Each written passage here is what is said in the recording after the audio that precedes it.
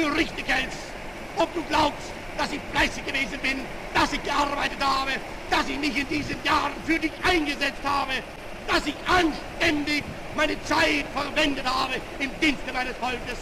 Gib du jetzt. दोस्तों, वैसे तो अडोल्फ हिटलर और एल्बर्ट आइंस्टाइन दोनों ही माजी के काफ़ी जानी मानी शख्सियात हैं, लेकिन क्या आपको पता है कि माजी में इन दोनों शख्सियात के दरमियान एक संगीन इख्तलाफ और नज़रियाती जंग भी छिड़ चुकी थी, और ये इख्तलाफ बहुत ही संगीन नौइयत का था। नाजरीन, अडोल्फ हिटलर जिसने अपनी सियासत का आगाज़ एक बहुत छोटी सियासी पार्टी से की जिसका नाम था जर्मन वर्कर्स पार्टी। ये वही पार्टी थी जो बाद में जर्मन नाजी पार्टी के नाम से जानी गई। हिटलर उस वक्त इस पार्टी में प्रोपेगेंडा इंचार्ज था, लेकिन जल्द 1921 में इसे पार्टी ने सरबराह मुंतखब कर लिया। अडोल्फ हिटलर जो जर्मनी में इनकलाब लाना चाहता था और अपने पावर की बेस पर तमाम ममालिक पे कब्ज़ा करना चाहता था। हिटलर के जुल्म की दास्तान इतनी वसी और रीस थी कि इससे हर कोई डरता और छोटे मुल्क इसकी दहशत से बिना लड़े ही सरेंडर कर देते। और दूसरी तरफ एल्बर्ट आइंस्टाइन जो कि एक साइंटिस्ट था और अपनी साइंस और टेक्नोलॉजी की वजह से दुनिया में अपनी कौम को एक अजीम कौम बनाना चाहता था, मगर अपने मुल्क में होने वाले फसादात से आइंस्टाइन और हिटलर के दरमियान इख्तलाफ बढ़ते जा रहे थे। आज की इस वीडियो में हम इन दोनों शख्सियात के दरमियान होने वाले वाक़यात की हकीकत आपको बताएंगे, तो स्टे ट्यून गाइस। दुनिया के सबसे famous scientist Albert Einstein. Einstein ने शुरू से ही बड़े ओपनली और पब्लिकली क्रिटिसाइज़ किया हिटलर की पार्टी को। जर्मनी के शहर बर्लिन में वाक़े एक यूनिवर्सिटी प्रोजियन एकेडमी ऑफ साइंस में आइंस्टाइन पढ़ाया करते थे, और हिटलर के पावर में आने के बाद आइंस्टाइन ने वहाँ से इस्तीफ़ा देने का फ़ैसला किया और जल्द ही जॉब से रिज़ाइन दे दिया, और ये भी कहा कि मैं इस मुल्क को छोड़कर जाना चाहता हूँ। आइंस्टाइन एक जर्मन शहरी और जर्मन साइंटिस्ट थे, इसलिए इनके पास जर्मन नेशनैलिटी थी, मगर वो हिटलर के इक़्तिदार में आने के बाद खुश नहीं थे। इसलिए उन्होंने ये भी कहा कि मैं जर्मन सिटीज़नशिप भी छोड़ना चाहता हूँ। मैं इस मुल्क का शहरी हरगिज़ नहीं रहना चाहता जहाँ हर शहरी बराबर ना हो।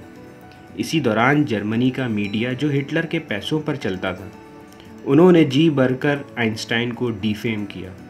आइंस्टाइन के ख़िलाफ़ फ़र्ज़ी ख़बरें छापी गईं और इनके ख़िलाफ़ कार्टून बनाए गए, जिसका मकसद था जर्मन आवाम के दिलों में इनके लिए नफ़रत पैदा की जा सके।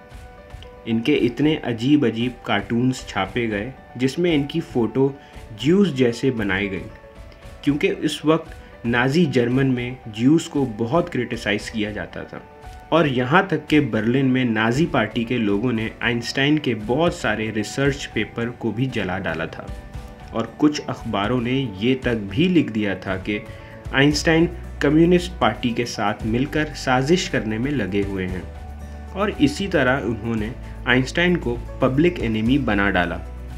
नाजी के प्रोपेगेंडा मिनिस्टर जोसेफ गोबल्स ने फ़ोटो दिखाई आइंस्टाइन की, जिसमें उन्होंने टाइटल लिखवाया नॉट येट हैंग्ड, यानी कि इनकी जान को भी ख़तरा था।